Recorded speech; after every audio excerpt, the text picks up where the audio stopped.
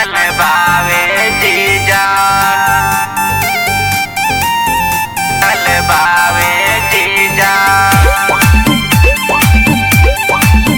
रखल बावे जीजा।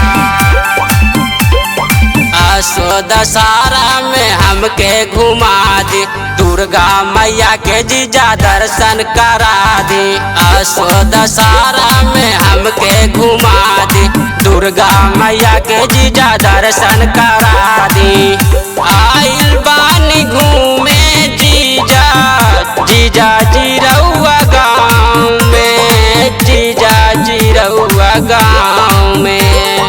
मूर्तिया रखल बावे जीजा निमिया के छाँव में, मूर्तिया रखल बावे जीजा निमिया के छाँव में, मूर्तिया रखल बावे जीजा, रखल बावे जीजा, रखल बावे जीजा,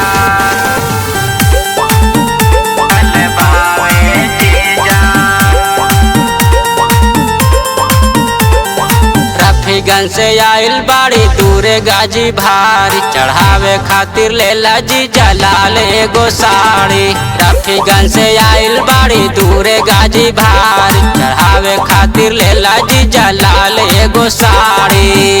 माथा टेक जाला जीजा मैया के पाँव में, मैया के पाँव में।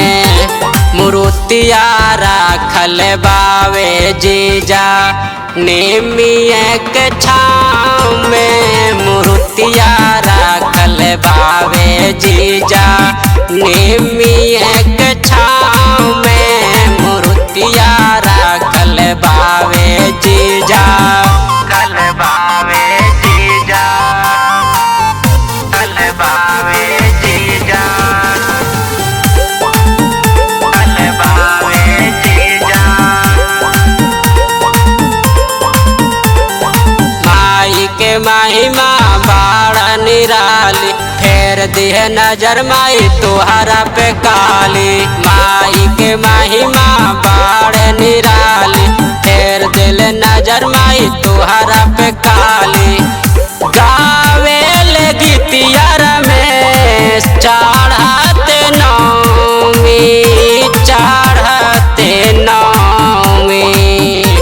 मूर्तिया रखल बावे जीजा निमिया के छाँव में, मूर्तिया रखल बावे जीजा निमिया के छाँव में, मूर्तिया रखल बा